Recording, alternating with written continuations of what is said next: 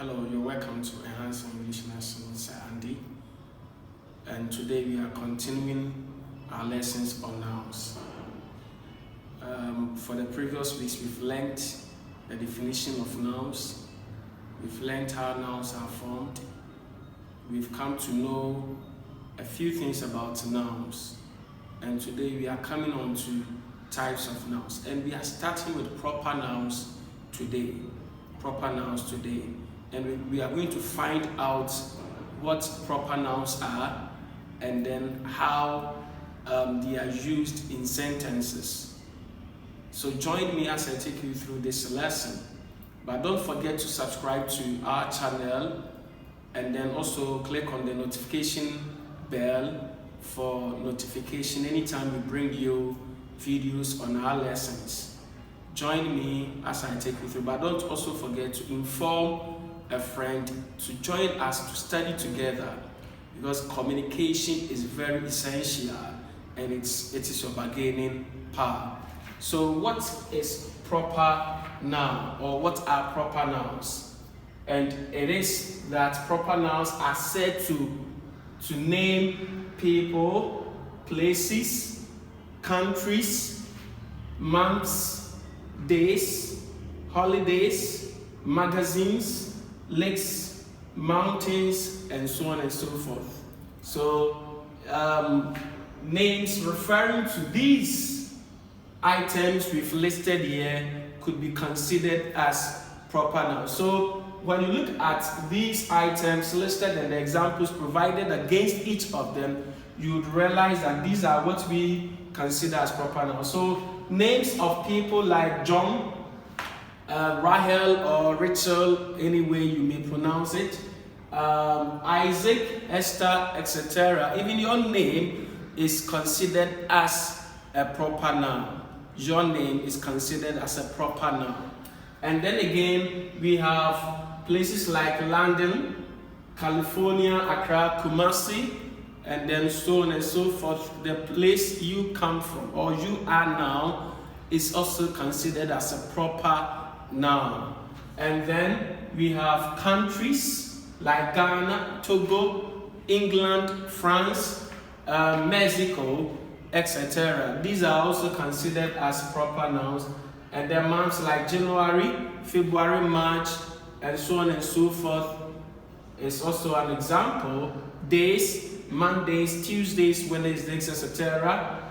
Holidays like Christmas, Easter, Eid al-Fitr, and so on and so forth is also considered as proper nouns. We have magazines like Times, African Watch, Ovation, Ago, etc. Even newspapers are also considered as proper nouns. And then we have lakes like Volta, Bosunche, and the lake in your country or town is also considered as a proper noun. And then we have mountains, Everest, Kilimanjaro, Afajato, etc. These are regarded as proper nouns. Even, let me add this, names of streets. Names of streets could also be regarded as proper nouns, right? Names of brands or items you may know to be referring to a particular product is regarded as a proper noun. So we have so many of them. So these are proper nouns. And what does the rule say about proper noun? In terms they are found in sentences. Whenever they are placed in sentences, as we have them in examples like this. As you could see, for the first example, Francis, came home last week. Francis begins with a capital F because it is a name of a person and it is also beginning a sentence. Because the rule of proper noun says that it should always begin with a capital letter, no matter where it is positioned in a sentence. No matter where it is positioned in a sentence. So, if it is beginning a sentence, it should begin with a capital letter. If it is coming in the middle of a sentence, it should also begin with a capital letter. If it is coming at the end of the lesson or the sentence, it should begin with a capital letter.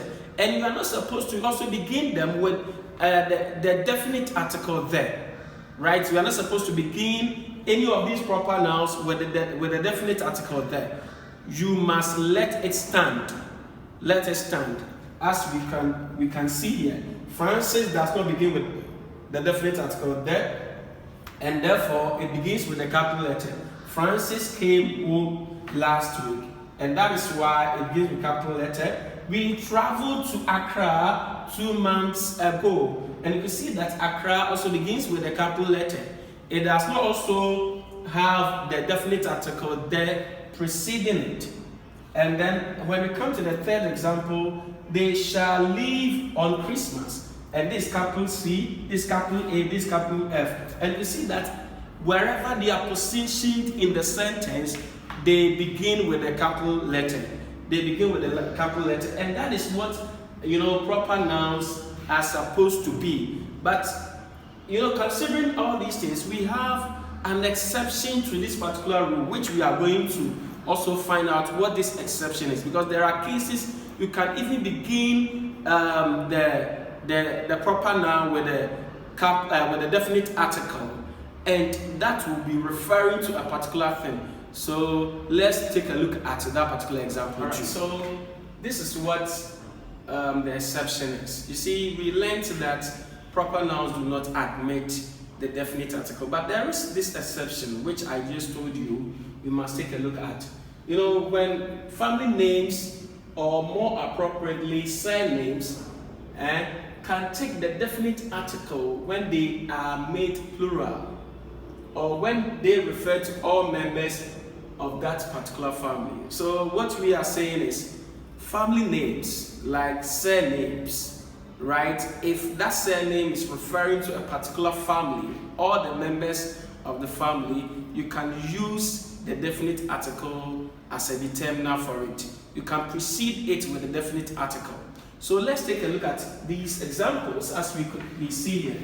The Boatins are throwing a party tonight.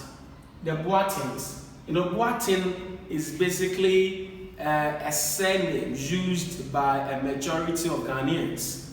Boatin, and Boatin is also become a kind of international name now, because we have players who bear the name Boatin. And Boatin here, as we have S coming directly after the G, there is no apostrophe.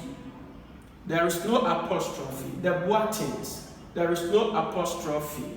The Boatins. And therefore, this Boatins, the Boatins, is referring to all the members of the household. Probably a father and then his wife and then children, all bearing the name Boatin. So if you are referring to all of them, you can say the Boatins. So that is why we have this example. The Boatins are throwing a party tonight. So in this case, the Boatins is referring to everyone of the family. But if you bring apostrophe sign after the G, right, or it becomes apostrophe S, then it changes from this rule to a possessive noun, which is quite different from what we are studying. So in this case, you see a majority of people do write the Boatins with apostrophe here, which is wrong. But if you really want to improve, then you must know that there is no need for you to bring any apostrophe sign here. So you maintain it as I've demonstrated here. The Boatins are throwing a party tonight. The Annans will travel this evening. The Annans will travel this evening. Annan is a name of a person. Kofi Annan is a popular person. May his soul rest in peace. And if you are referring to all the members of his family who bear the name Annan, then you can say the Annans. That is when you precede them with the definite article there. And that is when we can use the definite article for a proper noun. Right? So that is it. Now let's also take a further, lesson on some of these things. Some kinship terms like father or mother, can stand alone as singular nouns without an article, right? Father, mother may sound so a common noun. And when we go to study common nouns, we will learn that for common nouns they cannot stand alone. without you're not qualifying them with a definite article. But in this case, father or mother can stand alone. Father or mother can stand alone in a singular form without they are taking any a definite article. As we have, the father is at home. Father is at home. So when someone says father is at home, what is the person referring to? If I say father is at home, then it means that I may be talking to a sibling, and I may be telling him that our father is at home. Father is at home. Mother is in the kitchen, in the room, So that it bears this meaning. So these examples bear like a meaning per what I just gave about father, right? When you are referring to your biological father or your adopted father, and that is when if you are talking with someone who knows that person, you can use that form, and that will probably be assumed to be a proper noun, and it will not take any definite article as we see here. But we have another example here that the meanings will change, right? If you precede them with a definite article. So if someone said the father is at home, what does that mean? It is different from this. The father, then it means that you are not referring to a father or a person you are related to. You are related to. Maybe you are talking about someone's father. Someone's father. The father is at home, which you are not related to the person. So generally, that is what proper nouns is. That is what proper nouns is, and that is what we've come to learn about proper nouns. So in your study of proper nouns, you should know how they are and how they are used in sentences. And if you're able to write well by understanding proper nouns, you know that, well, this is a proper noun and this is how I am supposed to begin the writing of this particular word. And if you do that, your language shall be given a thumbs up. So that is it for proper nouns. In our next lesson, we are going on to common nouns. So join us and then subscribe for us. Thank you.